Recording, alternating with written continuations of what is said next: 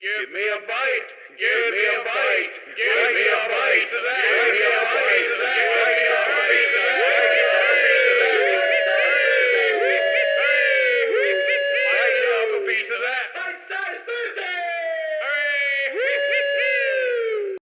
Well, welcome, one and all. We apologize for him. This is Bite-sized Thursday and Jared-atric month. Do you need some milk and mag there? I need a walker to help bring me to my TV to watch these shows, baby. Because we're cruising on down Jared-atric month. Still my favorite thing that we've ever came up with. And this episode, we are going to the 60s. And in the 60s, there was a pretty great show. There's a lot of good shows in the 60s. I'm waiting for you. Where's this going? And Jared decided to choose us the Andy... I'm great at grammar. The Andy Griffith Show. Yes. The Andy Grammer Show? The Andy Grammer Show. Nah, honey, I'm good. I could have good. Never mind, I regret saying that. You know he's going to do that. I regret that. But I am excited. I have never in my entire life ever seen an episode of this. Really? Not a single Have one. you, Jake? Andy Griffith? Yeah. Yeah. And, well, here's That's the reason. I can't do it when someone else does I it feel because like it makes I've me heard smile. that theme song before. I mean, it's one of the most iconic TV show openings. Yeah. That's probably why. And, They used to show it on Fox, like at yeah, I think TV 4:30 Land or has the syndication 5. stuff now. Or they've had it a while. I think that's how. The thing with Andy Griffith is his parents are either pushing 70 or now in their 70s. I can't remember. And my parents are in their 60s, which I don't think your parents are much younger. My father is turning 60 this year. Okay. So what a youngling. yeah, so a couple My years father younger, turned but 70 in 2 days. Wow, Happy congratulations. And I don't know why I said congratulations. Anyway, Jared. As we were saying, it comes down to if you grew up with it. So for our ages, because my parents, I had this on all the time as a kid. I've seen most of the show. I think the color seasons, because the first 5 seasons are black and white, and the last 3 or something are in color, or maybe it's somewhere there's a split where they change to color. I didn't know. Is that. it and a around little- what? Is it a little bit like when they redid Casablanca in color? No, that's colorization. They This is where Andy Griffith switched to color. Like, they didn't recolor, they switched to color.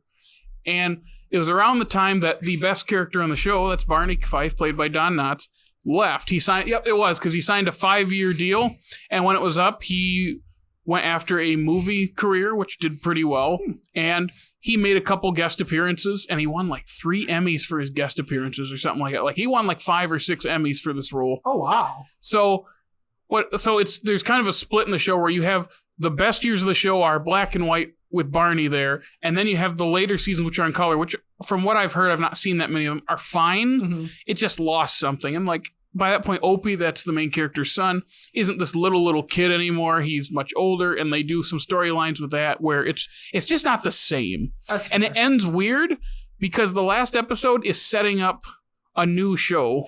Interesting. I have heard the name Opie before. Who played him? Ron Howard. That's why. Okay. That's why there's a great, I have to use the word because it's part of the Simpsons quote, but where Ron Howard's on the Simpsons and he tells Homer, yeah, you got to be famous for more than one thing. Why do you think I started directing? And Homer goes, because you weren't cute anymore?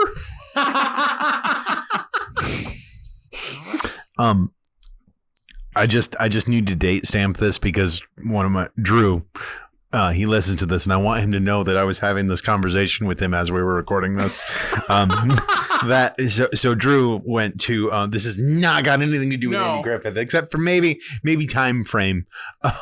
Okay, Drew at this Salvation Army found this 8mm projector that is horizontal instead of vertical. It feeds the reel through the bottom of the thing, and we have no idea how it runs, like how it works. It came with a reel in it, right? And he thought it was going to be something cool. Sure. Nah, it's just porn. Oh, No, On an 8mm. Yeah. Look at this. No, I don't. Oh, No, not like that. Like, the title of it is written on the. Oh. Is it? Zoom in on what's written on the. You gotta Hand that to him and zoom in that on is what's absolutely written on. hilarious. I will say I too have an 8mm projector, and it is very fun. I see the title. Is it that? No, I'm gonna leave it in there. Oh, Don't say it. My God, I love that. Anyway, now we're back on Andy Griffith's show. So, do you guys have anything you want to mention before we jump into this episode? I saw this episode. I've seen it a couple times. It's been a while. Oh, really quick, what episode is this again? It's called The Big House. Okay, It's where I believe they're trying to catch the other half of a gang, and one half are being kept in the Mayberry prison until they catch the other two. And so Barney's treating it like it's Alcatraz, and here at the Rock, he's being just going over the top, and it's just funny. And I mean, we'll find it. I think he'll find it funny. We've figured out. I'm curious if I'm gonna. It's I do have to say, the show isn't a laugh a minute. It's one of those. It's supposed to feel nostalgic. It's fun. It's contemporary, but it feels like the 30s. It's supposed to That's feel the like vibe. home. Okay. Yep, it's a very homely. I would say wholesome, but it's a different kind of wholesome than what we'd say now. I don't think homely is really the word you want to use. Wholesome is better. Okay, so I said wholesome. it feels like home. Yeah. Okay. So that's kind of the vibe it's going for. Okay. It's much more laid back. Kind of like It's a Wonderful Life. Just not that depressing. Yeah, And I love that movie. Just saying, it's not that depressing. It is. I guess you could say feel good. I mean, feel good. Okay.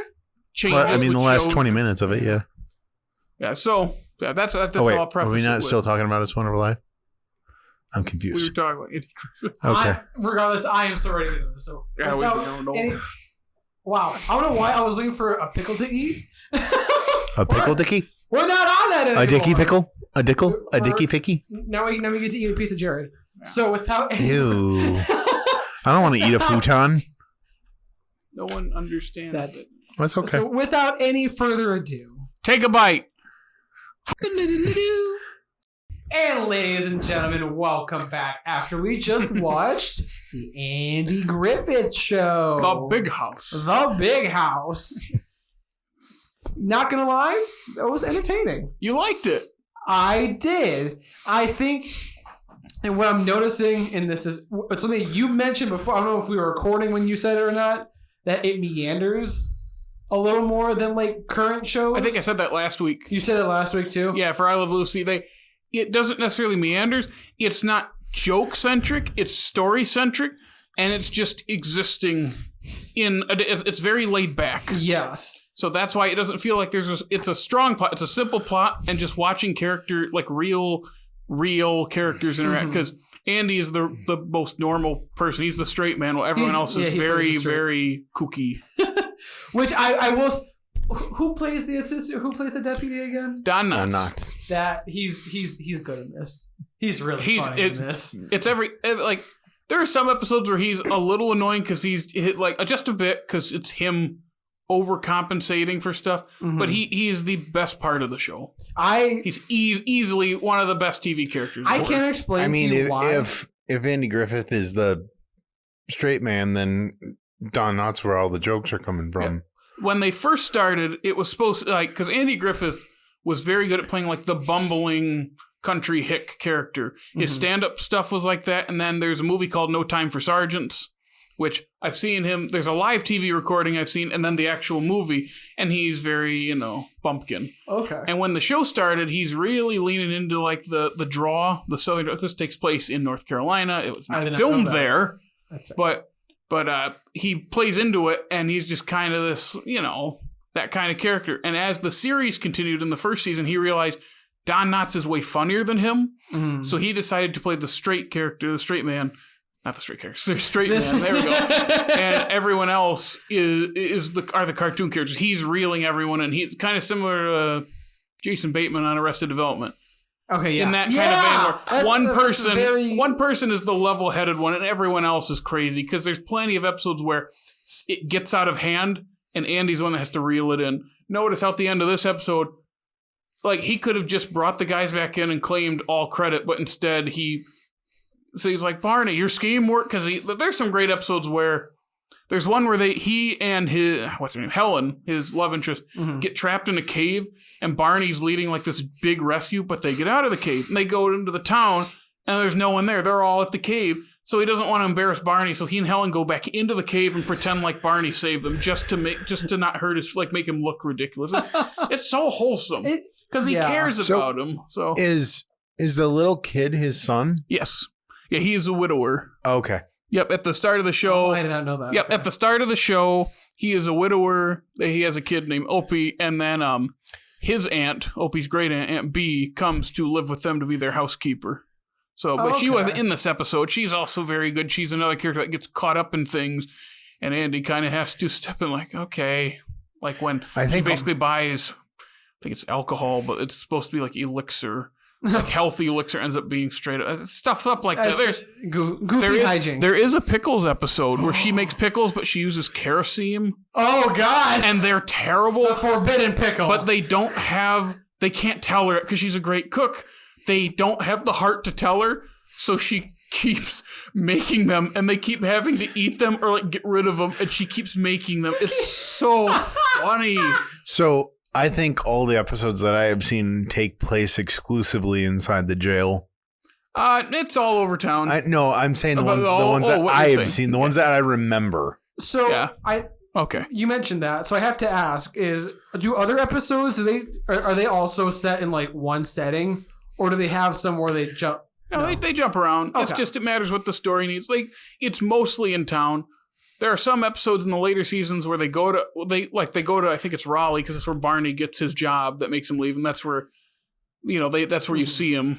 Okay. But it's mostly around Mayberry. Okay. I was just curious if it was just like a set thing, like if it was a price thing, like if they just pay for just like one set and they had to kind of just reuse it's a whole town set that they have. So okay. Yeah. Then the bumbling character in this, other than Barney, is Gomer. He is a gas station attendant. I was going to ask, he definitely, I did not have to see any other episodes to get that he was just a goofy dude, and that's kind of what they're playing him up to. He's lovable, but he's dopey. He pops up from time to time, is what it sounds like. He's in a lot of episodes in like season 4 or 5. I was telling Jake about this a second ago. Mm-hmm.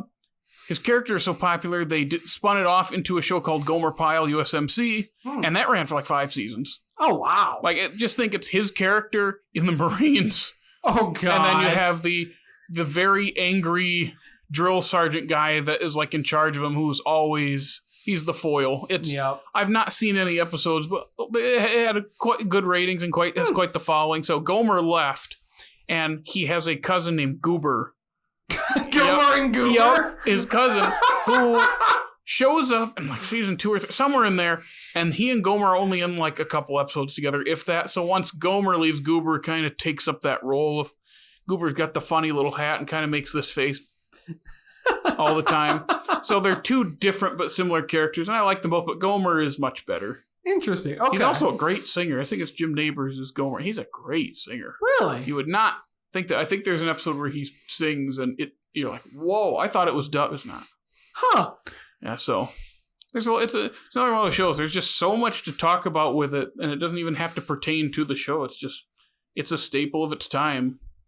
And I think my dad grew up watching it because he was born in 1960, so the show started the year he was born. So once he's old enough to start remembering stuff, the show was about done. But syndication, and his parents liked it. And again, did you get that? Did both of you get that feeling like even though it's in the 60s, it feels older?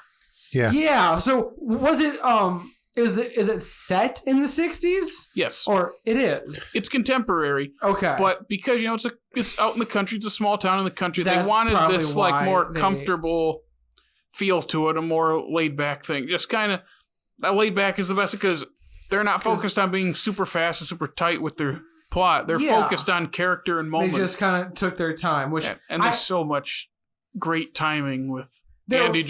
There was the old like the and then he fires his gun. They just it's very. I'm not going to have any time to catch the other 2 if I have to keep catching these. Yeah. The best line is when they see the detectives hiding, waiting to trap the guys, and Barney, of course, thinks it's the other two crooks, and he and Gomer are looking. It's like, and Gomer's, we better call the police. We are the police. Yeah, I do want to mention, I feel like, kind of like you were saying, like, it's a breath of fresh air that it is not so packed full of plot and stuff like that, like nowadays.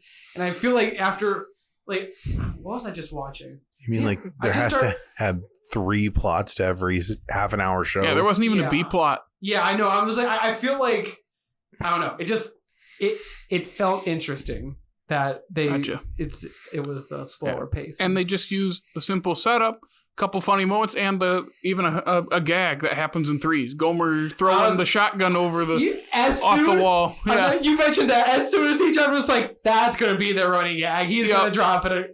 And it happens once, and it's funny. It happens again when, when it breaks right in front of Barney when it's an actual serious moment. Yeah. And then the third time it knocks Andy's gun out of his hand. And then, but then the Christmas lights. See, they weave in the Christmas lights thing. That was smart. Yeah, like it's simple, but it works. The way they played up to that joke was perfect. Yeah, it's the last episode of the season. And I think it's a great way to end that season. It's a good show. I need to watch the whole thing because I've not finished it. Because when you hit the color episode, it's just not the same. That's fair. But I still hear there's some good episodes. Nice. Well, yeah, we'll have to. Yeah. One thing I was going to say, I was going to ask you, and this might just come out of my not knowing, would you say that the show comes from like what you would call the golden age of Foley? Because there were some great sounds in there. Pretty gold, like just golden, like sound effects. Like light bulbs don't make that noise when they break. No. A couple of times when the gun fell, you could tell that they dropped it from a different height because the gun would just like suck to the ground and no sound. Yeah. Yeah. Yes. You mentioned, I'm like, the sound effects were just like, and they have the small band that plays all the music and just little things like wah, wah, wah, as he's crawling across the roof. And of course, the edges of the wah, wah. Stuff like that. Wah, wah. It's just it's a classic. It just adds a bit of comic flair to it. There's a lot of emotion in the music because it's just all like incidental music. And it's also warm and Again, it's just a comfortable atmosphere. Yeah. It really is. And this isn't even one of the wholesome episodes. It's just one of the goofier ones. Like a lot of people say, probably the most wholesome is Opie the Birdman, which I think opens this season. Where'd I put it? I think if I look on the inside there, nope, I don't think it's this one. It opens one of the seasons. That's fair. It's just a simple story. Opie accidentally kills a bird, and he helps raise the eggs left behind. I feel like a lot of people call it the best episode. Parts of that. Somebody showed it to me. Yeah, I think my dad said when he was a kid it made him sad when the bird died at the beginning. Oh. And it's effective because my dad's not that much younger than Ron Howard, maybe like 6, 7, 8 years. Like they're not close, but when he's growing up watching this and he's about the same age, it's like you feel really sad. And I remember feeling sad watching it as a kid too. It's sad. Yeah, I mean, yeah. He didn't mean to do it. Yeah. We're running way over, yeah. Yeah, I was gonna say on that note, we're a little bit over our time, but we just had to finish out. We have so much fun. Jared, where and how can the good people find us? And why? Yes. And why? Where, why, what? Where, why, when, and how? Yeah. Where? Where, why, when, what, and how? Here at The Rock, we're pretty funny, so you should check out our TikTok. Yeah, and also you can find us on the what else? The Facebook and the Twitter and the Instagram. Is that all the social medias? Instagram, Twitter, Facebook. Yeah, follow it. Yeah. Oh, and you can listen to us on Spotify, Stitcher, Google Podcasts, Evil Lord, Apple Podcasts, and then please like, subscribe, and comment, and all that fun stuff here on YouTube if you're watching to see our goofy faces. We make some pretty funny faces. Yes. So thank you all for listening to this episode of Bite Size Media. Next time we will be continuing our journey through the years. Yep, we'll be in the 70s. Woohoo! We're bringing disco back, baby! So until the next time, stay tuned from all of us at All Slate Media. We will see you later. Take a bite.